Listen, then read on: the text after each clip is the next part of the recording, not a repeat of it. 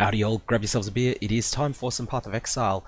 Now, patch 3.6.3b for Bravo came out today, my time, about 12 hours before I recorded this video. 3.6.3b introduced the ability to use fossils and essences upon fractured items. This unlocks a whole lot of additional crafting mods that we knew existed because of data mining, but that we hadn't actually been able to see in the game as yet. In this video, I want to go through 4 of the crafting mods that I think are exciting, and I'm going to go from one that's fairly cheap, but then I'm going to scale up to much more expensive options. The second craft is one that was already possible before 3.6.3b, but that will be of interest to a lot of people. I'm going to demonstrate 2 of the 4 crafts and explain the other 2. So I'm going to demonstrate how to craft 4-link Herald of Ice boots. I'm going to with +3 gem levels. I'm going to demonstrate how to, I'm going to explain how to craft energy shield implicits on helmets, gloves, and boots. Then I'm going to look at some of the more expensive crafts, in which you can try to get your Vaal Regalia, or alternately a pure evasion armor or an evasion int hybrid armor that has the mod very similar to the Juggernaut Ascendancy and especially the Scion Ascendant Juggernaut half, where there's an ability where whenever you take damage for the next 4 seconds you gain 1 endurance charge per second. You can actually get that mod, without of course all the other benefits of the Juggernaut Ascendancy, as an implicit mod on body armors.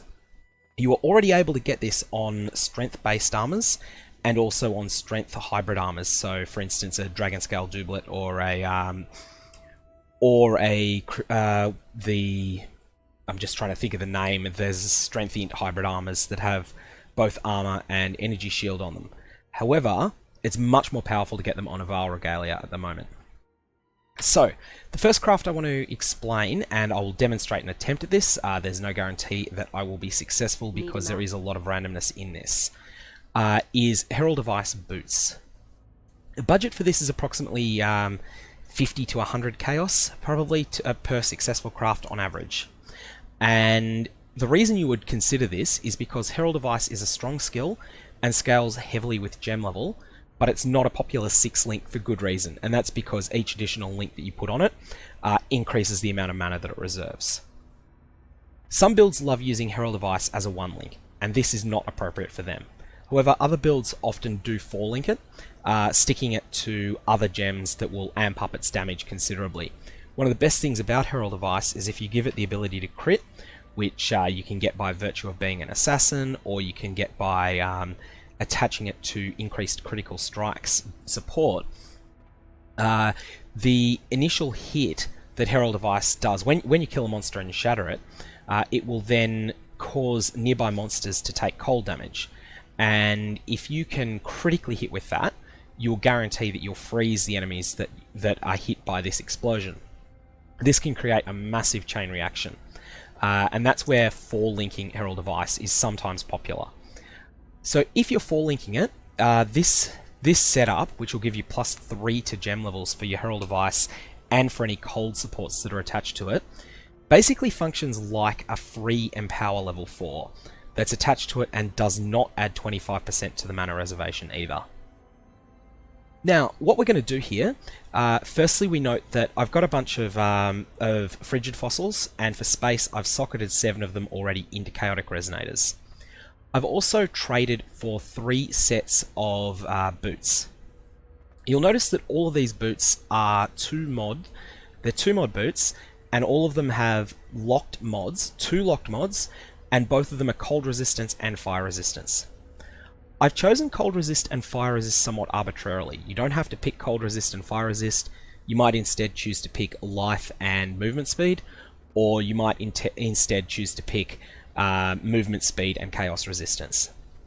What happens when you synthesize items is each different type of modifier that you have across the 3 items contributes a chance to being one of the implicits that you get on the final product. So because all of these have got 2 mods, 2 locked mods, that is, two unchangeable mods, if you synthesize these 3 items, you'll get 2 synthesized implicits. And they will be chosen from, at the moment, fire resist and cold resist are the only options that are possible. If I was to synthesize these 3, I'd get pretty disappointing results. I'd get boots that would basically be a build your own but bad 2-tone boots. What I want to do is add new mods to them by virtue of using primitive chaotic resonators with frigid fossils in them, and I'm looking for a specific mod that is only available through the frigid fossil, and that is +2 to level of socketed cold gems. So let's see how we go. I'm going to use one, and we missed it. That's no use, we're going to roll over that. There we go, we've got the mod we wanted. We also have 30% move speed, which is always a nice thing to see. I don't think I can really exploit that. Now, so we have 6 total mods on these boots. One of them is the subterranean mod that we wanted, and then there's a bunch of other mods. If these fossils were much more expensive, you might consider, or for that matter, if these boot bases were much more expensive, you might consider using Orbs of Annulment at this point to try to isolate only +2 to level of socketed cold gems. However, we're not going to do that because that would not be economical. What we're going to do is we're going to leave this one. I'm happy with this, and we're going to try another one of the boots. We hit the 2 to socketed cold gems again. This time we've hit one other one other mod that's not the desired one, which is the 18.2 life regen per second. And you'll see now that between these 2 items, we now have 7 different mods. We've got fire resist, we've got cold resist, we've got +2 to socketed cold gems, we've got strength, we've got armor evasion hybrid, we've got movement speed, and we've got life regen per second. So there's 7 different mods. I'm now going to try and hit on these, and we failed. Again, fail. Again, fail. Again, believe it's 50-50 to hit this mod. And that's a success. This time we've got lightning resistance as the final mod. So now that's 8 total mods between these, between all 3 sets of boots. If I was looking to min-max my chances, I would actually roll over this one. And in fact, I think I will do that. I'm just quickly thinking. I'm going to roll over these boots because they have too many mods on them for what I want. So I'm just going to start feeding more of these in. That's a fail. Hopefully I see it again, otherwise I will feel stupid. And that's what we wanted. Okay, so perfect. We've got life regen per second, cold gems, fire resist, cold resist. Same here. And then this one has lightning resistance. There are 5 total mods between these items. The way that we believe this works is that 2 of those 5 mod categories will be picked at random. So +2 to level of socketed cold gems, fire resistance, cold resistance, lightning resistance, or life regen per second. And basically what we want to see is +2 to level of socketed cold gems come out. And if we do get, if it is picked, if it is one of the 5, if it is one of the 2 of those 5 mods that gets picked, then the implicit on the final product boots will be +1 to the level of socketed cold gems. So let's try it. Synthesize array, fire, and boom, we missed it. That's fine. I think I've demonstrated the possibility there. Had that been successful, we would have wound up with a set of boots that had +1 to the level of socketed cold gems, replacing one of these 2 implicits. At that point, we would smash it with another frigid fossil, and we would then have +3 to the level of socketed, +3 total. But we failed, that's fine, it is a gamble, and as I said, you're going to need to try these a few times in order to hit them. The second craft I'm just going to explain, I'm not actually going to carry this one out. This is getting a energy shield implicit on helms, gloves, or boots. Now, it's possible to get a very, very good energy shield implicit on actually quite low quality gloves. You don't need to be running the highest tier of memory fragments and nexus zones in order to get this. All you need is to have 3 sets of helms, gloves, or boots. So I'm just going to assume you're doing gloves, but the same rules apply for helmets and boots. All you need is 3 sets of pure energy shield gloves, ideally sorcerer gloves. I don't suggest skimping on the bases. What you want is ones that have one locked-in mod. Furthermore, you want that locked-in mod to be a suffix. A good example of this would be a set of sorcerer gloves that is a synthesized item with lightning resistance 17% locked in. Now, all you need to do here is once you've got this 17% lightning resistance one, hit it with a scouring orb. It will become a magic item, so it'll become blue with only the one mod on it, which is lightning resistance in this case. You will then use augmentation orbs and alteration orbs. Remember, it's a magic item, not a rare. To roll it, to keep rolling it until you gain one of the prefixes that gives flat energy shield. So, for instance, flat energy shield of 42, for instance, would be a good amount. Now, there are different tiers at which various implicits become available. So, you'll notice here that these boots, these not very good boots now, have a life regeneration per second and a cold resistance implicit on them. The higher the amount of cold resistance across the 3 items that were sacrificed, given that once the synthesizer has decided to choose cold resistance, the higher the sum of the cold resistances, the more implicit cold resistance that you'll get. And the same works for energy shield. The critical breakpoints are that if you have between 101 and 125 energy shield, that's flat energy shield, so that is the equivalent of the seething mod that you see here on these gloves. These gloves don't have an implicit, but you'll see there's 39 to 49 energy shield, which is a tier 1 roll on gloves. If you can get the 3 of those to add up to 101 to 125, and you sacrifice those three sets of gloves with those mods, if it chooses to put energy shield on them, then you'll get tier 2, which is up to 23 flat energy shield. 23 doesn't sound great, but the way that energy shield stacks, it's actually phenomenal. It is an enormous amount of extra energy shield. On these gloves, it would be the difference between these gloves reading 169 energy shield and instead reading, I believe, 210. And on my character, removing a set of 210 energy shield gloves, going from 169 on the gloves to 210 on the gloves would be an enormous change. Like, it'd be of the order of 170 total energy shield. You'll get slightly less results if you're not using Skin of the Loyal, which is not a generally a popular energy shield armor. But even then, even without Skin of the Loyal, even if you're using a Vaal Regalia like the one I'm going to try and craft next, you will still expect to have something of the order of 150, 160 points of difference between that you'll gain just by adding that 23 energy shield implicit. So, what you will do is you will start with the one mod, lightning resist gloves. Scour them, alter them until you get a seething roll on them, and you'll then just put that aside. You'll get 3 of them set up, so all 3 gloves will be seething of lightning resistance, seething of lightning resistance, seething of lightning resistance. At that point, you're then going to need... You can't put magic items in the synthesizer, they need to be rare, so you will then need to regal all 3 of the items, and then annul them. And you're hoping with that annulment orb that you destroy the mod that you have just added with the regal orb. So it seems quite wasteful. You're basically using a regal orb to add a 3rd mod, then using an annulment orb, hoping to get rid of that exact same mod.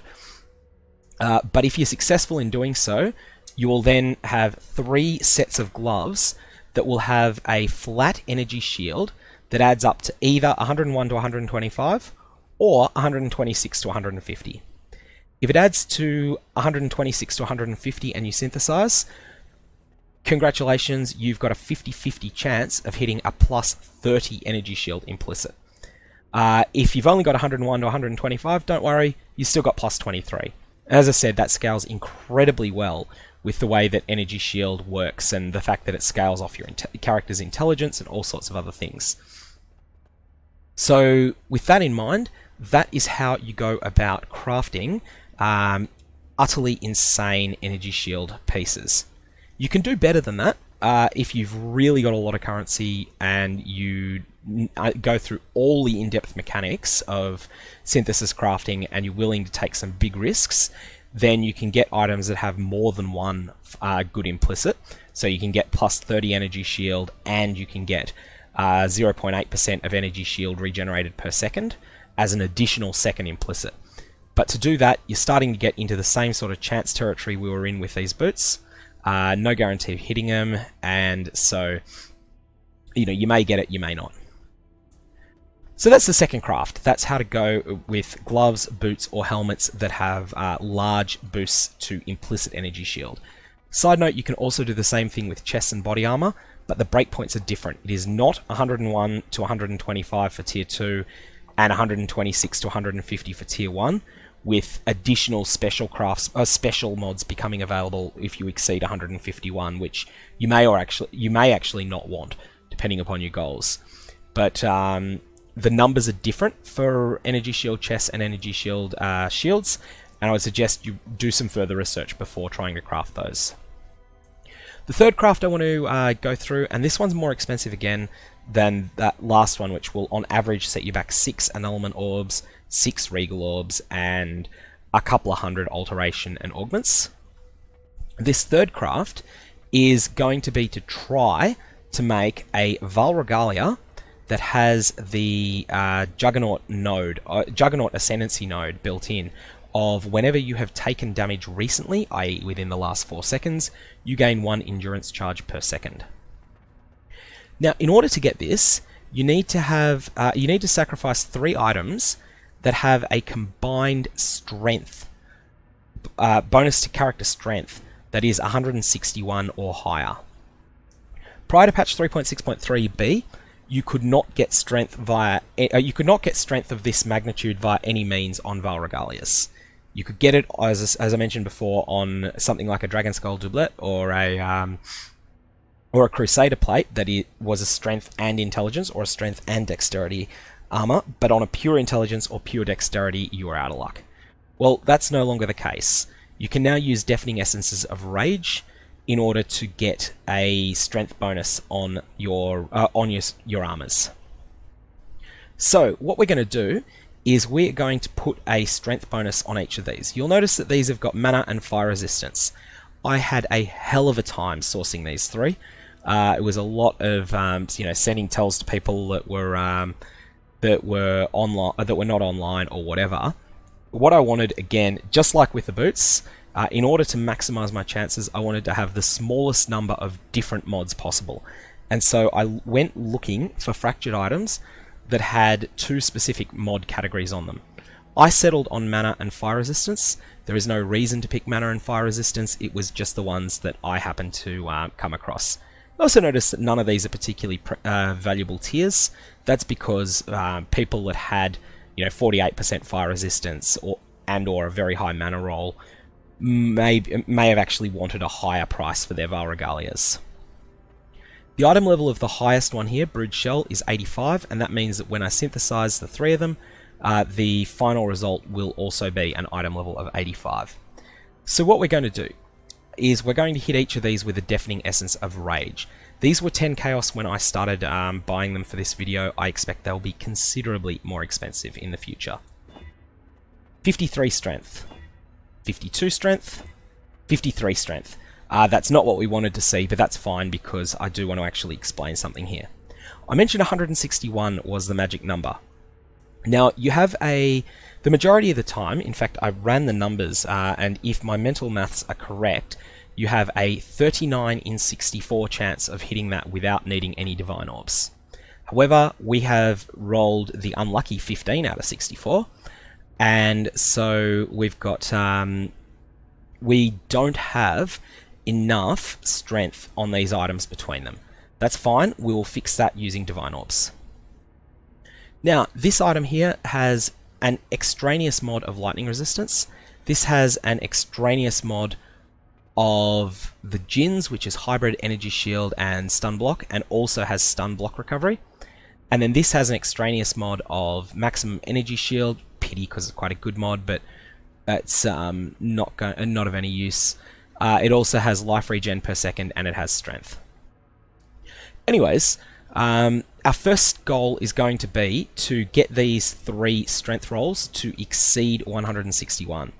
And hopefully 5 Divine Orbs is enough. It should be. We have 53, 52, 53.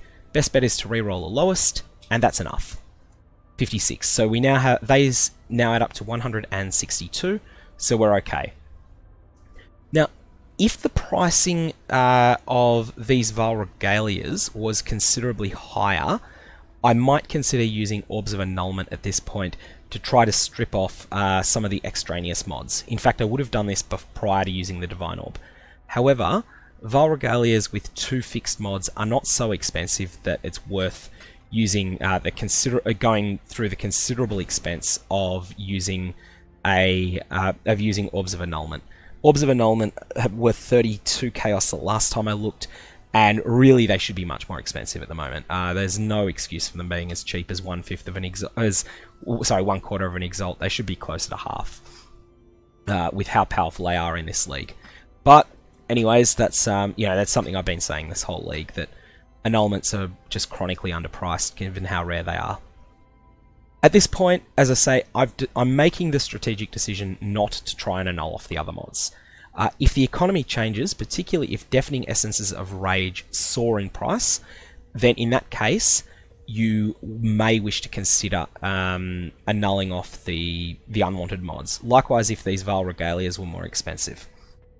I'm not going to do it. I'm going to roll the dice as is. So I'm putting these 3 in. The mods that we've got mana, we've got fire resistance, we've got the strength, which is what we want. We've got hybrid energy shield, stun block recovery. We've got flat stun block recovery. We've got lightning resistance. We've got flat energy shield. We've got life regen per second. I think there's something like 8 mods. And strength actually contributes 2 possible outcomes. I believe I have a 2 in 9 chance of hitting this. It's not a particularly high chance, but it is there. Let's roll a dice. Drumroll, please. Gain an endurance charge every second if you've been hit recently. Fantastic. That's exactly what I wanted to see. That's a big hit. And yeah, like I said, sometimes you get unlucky, sometimes you get lucky. This requires tremendous further crafting, but this is a staggeringly powerful base. One that I'm going to now hit with a perfect fossil, and then it'll be dense and sanctified fossils all the way to make this into something amazing. The 4th and final craft, and this is one I'm just going to explain. I cannot afford this. This is basically a craft that has a budget of about 1 Mirror of Kalandra, I think, at current prices. And there's a phenomenal example at the moment up on Reddit of someone that has crafted this. They crafted a set of boots that have the implicit mod, socketed Abyss jewels have plus 25% effectiveness. In addition to this, it has an Abyssal jewel that's granted by a hollow fossil, and an enormous amount of energy shield that's and other good stats on it. The way that you do this is you would find now the only way to get an Abyssal Socket into a piece of rare gear is using a hollow fossil. Hollow fossils are expensive. They are ultra rare, come only from the Delve Mines. And typically they set you back at the moment, present state of the economy, about 2 Exalted Orbs. And yeah, 2 Exalted Orbs is just the start here. We're talking expensive crafting. What you'll want to do is find 3 sets of boots that have the same 2 suffixes locked, and that have no further fractured mods. So for instance, you might choose 2 sets of boots that have cold resist and lightning resist on them. 3 sets of boots that have cold resist and lightning resist both locked as suffixes, and they have no further locked mods on them. At this point, you are going to scour them, or you're going to then use hollow fossils on them, which will then be the 3rd suffix. The 3rd suffix will be forced to be, this item has 1 Abyssal Socket. And at that point, you'll then have, if the item has 6 mods, you're going to be forced to go for a lucky annul. But if it's got 4 or 5 mods, you're going to use a little trick with the crafting bench in your hideout. And this is an expensive craft, indeed, but it is, and I don't actually have this at the moment, but it comes from the Unbreathing Queen 5 prophecy. This little gem of a craft costs 2 exalts a go, and what it does is it adds a prefix onto the item that says suffixes on the item cannot be changed. So at this point, you will have an item that, let's just say that you rolled 17 life as your only prefix, and you have you've got your cold resistance and your chaos resistance that are locked in, and then you've got your has an abyssal socket as your 3rd suffix that came from your hollow fossil. You will then craft suffixes cannot be changed, and then you will use an orb of scouring on the item. This will strip away all of the prefixes, but including suffixes cannot be changed, but it will leave the 3 suffixes in place. Your cold resist, your chaos resist that are both fractured and locked, and your hollow fossil one. You'll then stick this item with its 3 sockets into, all 3 of them you'll prepare the same way, and then you'll stick them into the synthesizer. You will then have a 2 in 3 chance of hitting the mod you want, which is if it chooses your abyssal sockets as the explicit mod, so you've got 3 of them between your 3 items, it will then give you this mod, this implicit, that gives you a 25% increased effect of abyssal sockets on your items. At that point, you will fire another hollow fossil at the item, and you will keep doing this, probably hollow fossil, dense fossil, and sanctified fossil, and possibly one other. It'll be shuddering if it's boots. So you would go shuddering for speed, dense for energy shield, and hollow for the abyssal socket, and then sanctified to get a bias towards higher rolls. Every time you try this, it's going to cost you 2.5 exalts. However, eventually, you'll have the chance of hitting something truly spectacular, truly mirror-worthy, potentially. This is not cheap crafting at all, and as I said, 4 crafts in this video, each one gets more expensive than the last. So just to recap, the first craft which I tried and failed was to get +1 to socketed cold gems as an implicit. The reason for trying this is that you might want to consider a 4-link Herald of Ice, and if you succeed, then you can then use another frigid fossil, which I'll just do now for demonstration's sake, to get +2 to socketed cold gems. This is something that is a niche craft, but potentially very good if you are running a 4-link Herald of Ice in your build. Second craft is to get gloves, boots, or helmets with an implicit of up to 23 or even 30 energy shield, which then scales incredibly well. And for that, you need flat energy shield, such as the 25 to maximum energy shield radiating prefix that you can see on this Vaal Regalia at the moment. You need that, and you will then need those 3 to add up to 101 to 125 for tier 2, which is up to 20, which can be raised to 23 via a blessed orb. And speaking of which, I need to use a couple of blessed orbs on this. And then the tier 1 is 126 to 150, at which point you can then, there we go. That looks a bit better.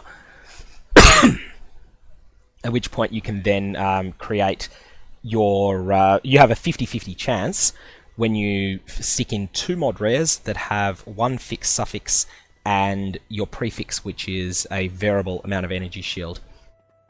You have a 1 in 2 chance of creating your energy shield gear successfully. Each attempt should cost you about 6 annulment orbs, and so each success should cost you about 4 exalts. Next up, we have the third craft that we went through was the Vaal Regalia with this ridiculously powerful endurance charge every second if you've been hit recently mod. I got lucky. I believe I was 2 in 9 to succeed in this video, and that just comes from Deafening Essence of Rage on items that have two fixed mods that are all the same on Vaal Regalias. You'll then give them 161 strength or more between them by using Deafening Essences of Rage to give them 51 to 58 each. You'll then use Divine Orbs if needed, as I did need to, but you probably won't.